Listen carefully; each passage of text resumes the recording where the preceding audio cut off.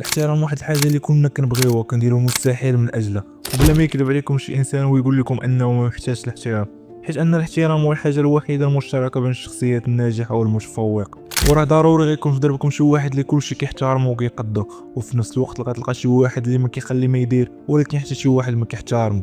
بكل صراحه وبلا عاطفه ما عمرك غتوصل لداك الشخصيه اللي كتبغي بدون احترام، حيت هو ركيزه من ركائز الشخصيات القويه. عليها عندي ديك 7 ديال الخطوات باش تولي داك الانسان اللي كلشي كيحترم، حتى الاعداء قبل الاصدقاء. والخطوه الخامسه غتصدمكم، وما دير لا لايك لا سبسكرايب حتى يسالي الفيديو هذا حكا. يلا ورك يو سيرف. اجي نقول ملي كندويو على الاحترام وخصوصا الاعداء قبل الاصدقاء، فراه حقيقه لا نملك الا اننا نهضروا على الرسول صلى الله عليه وسلم، فلنا في رسول الله اسوه حسنه. الرسول صلى الله عليه وسلم اللي كان قبل البعثه مازال في قريش كان معروف عليه واحد جوج صفات، وهاد جوج صفات كلنا عارفينهم وبلا شك كلشي قراهم ايام مدرسه، ولكن نسيناهم ملي كبرنا. وبلا شك ايضا ان كلشي عارف قصه الشهيره ملي اختلفوا اهل قريش على شكون غيهز الحجر الاسود، وفي الاخر تفاهموا على ان النبي الكريم محمد صلى الله عليه وسلم غيحل هاد المشكله. ولكن شنو اللي خلاهم انهم يتفاهموا على ان النبي صلى الله عليه وسلم هو اللي لقى الحل، وما يتفاهموش على شكون اللي غيهز الحجر الاسود؟ وبكل بساطة هو أن النبي صلى الله عليه وسلم كان معروف عندهم الصادق الأمين، والصفة هي اللي خلت الأعداء يحترموه قبل الأصدقاء. يعني أول صفة خصها تكون فيك هي الصدق. الصدق أولا مع راسك، وتكون صالح مع ذاتك وتوفي بالوعود اللي كتعطي الناس اللي بعاد عليك وحتى اللي قراب عليك. فراه الا ما كنتيش غتوفي بشي وعد من الأحسن تبقى ساكت أحسن ليك. فراه كتبان فحال شي دري صغير برغوش، وحتى ولادك ولا مراتك غيعرفوك ما في يديك وما يبقاوش يحترموك. فراه ملي كتعطي شي وعد وكتوفي به فراه مع نفسك كتبان واعر، فما بالك نظرة الناس او الزوجه ديالك ليك. علاش كيعطي مثال بالزوجه؟ فراه الا كانت مرتك كتحترمك فهذا خير دليل على انك حاكم زمام الامور وانك انسان صادق. وداك الشيء علاش كاين واحد المثال مغربي تيقول كون يد فمك كالدراع، يعني خاصك تكون صادق وما تكونش منافق. الصفه الثانيه الامانه.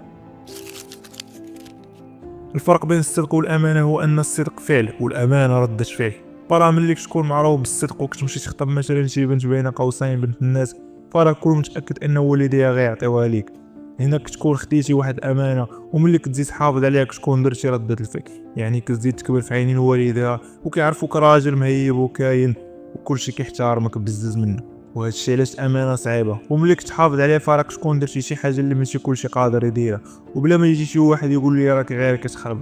حيت انا هادشي جبتو لك من الواقع.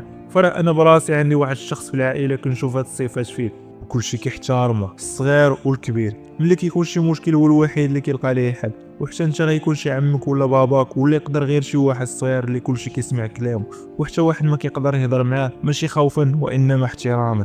الصفه الثالثه كون متوازن.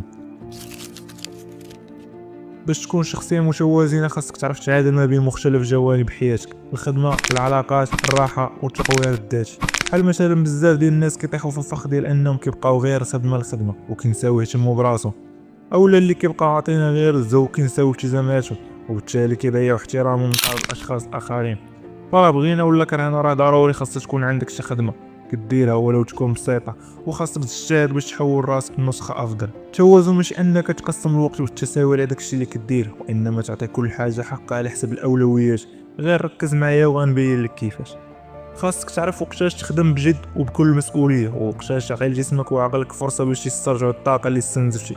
وحتى في العلاقات التوازن هو انك تكون حاضر للناس ديالك، ولكن ما تخليش رغباتهم يتحكموا فيك.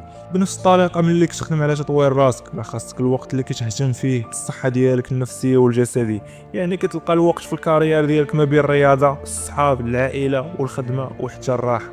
ملي كتولي انسان متوازن والوقت ديالك عنده قيمه، كتولي مهيب وكتفرض الريسبيك ديالك على بنات. الصفه الرابعه تحدى راسك. خاصك تحدى راسك وماشي الناس الاخرين، حقاش انت كتعيش لراسك وما تبقاش غاق في مقارنه راسك مع الاخرين اللي ما عارفينكش اصلا واش انت كاين في هاد الحياه. فراه بغينا ولا كرهنا راه كله الافكار ديالك وكله كيتحمل قرارات حياته. فراه انت خاصك تختار الطريقه اللي تناسبك وتركز عليها. ومن هنا كنبغي نوجه ميساج للامهات والاباء، ما عمركم تقارنوا ولادكم مع شي حد اخر، علموهم يديروا جهدهم وداكشي اللي قادين عليه، ماشي باش يفوتوا ولد جاركم اللي جاب حسن منه ولا ما عرفت شنو. فراه بهذه المقارنه كنكبروا ولادنا ما عندهمش الثقه في راسهم. الصفه الخامسه تحكم في الشهوه ديالك. ما تكونش عبد الشهوه ديالك وتابع غير البنات والبورنو فين ما كانت شي بنت تابعها ولا تصيفط لها ميساج، فراه هنا كطيح من القيمه ديالك. وكون اكيد كاع هذوك البنات اللي تبعتي غيدوروا عليك الهضره في لونتوراج اللي انت خدام فيه او اللي ساكن فيه، وغتفقد احترام الناس ليك، وخصوصا الا كنتي كتزيدها بالعاده السريه اللي درت عليها فيديو خاص على كيفاش تقطع.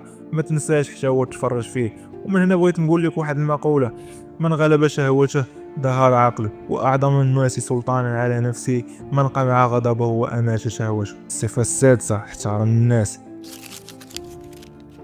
ما عمرك تحتقر الناس وتبغي تبان احسن منهم ويسحب لك راه غادي يحترموك، فراه بالعكس غير غيزيدوا يحقدوا عليك. وكاين اللي في قلبه الشر غادي يبغي يأذيك. داكشي علاش احترم الناس للشخص ديالهم ماشي المكانه ديالهم. كيف ما بغا يكون عامل نظافه ولا سرباي ولا حتى شي سرباي، ماشي تبقى تحترم غير الناس اللي عندهم مكانه في المجتمع وتحتقر الدراوش، فراه هنا اصلا كتبان واحد الانسان خبيث وما عندكش القيمه، وانما انت مجرد شخص اماكن. كما قال الراحل الحسن الثاني: فوي ان نوم دو برانسيب با دوبوزيسيون. كل رجل مبادئ لا رجل اماكن. الصفه السابعه: تواضع. من اقوى علامات الريسبي سواء مع الناس الكبار او مع الدراري الصغار، راه ملي كتبين انك متواضع الناس كتقدرك بلا ما تحس. هادشي كامل غيخليك بنادم محترم، كتعامل مع بنادم بنفس الطريقه اللي كتبغي يعاملوك بها الناس، وهادشي غيقوي مكانتك في اي بلاصه. الاحترام هو ماشي شي حاجه كنطلبوها من الناس، هو واحد الحاجه اللي كتخرج من عندك. فراه الا كانت تصرفاتك سبيانيه راه حتى واحد ما غادي يحترم. داكشي علاش الا خدمتي على هادشي اللي قلت لك ووليتي انسان محترم، فراه كيولي عندك الحق تحس اي واحد قلل منك وترجع له مستويات وانت هاز راسك، ماشي الا كنتي انت اصلا. كان هذا هو الفيديو ديالنا. الا عجبك كنتمنى تقدر المجهود وتخبط معك واحد سبسكرايب وتخلي شي كومونتور زوين. ولا ما عجبكش الفيديو فراه كنقول لك حتى انت شكرا، ونشوفكم في فيديو جديد. تهلاو.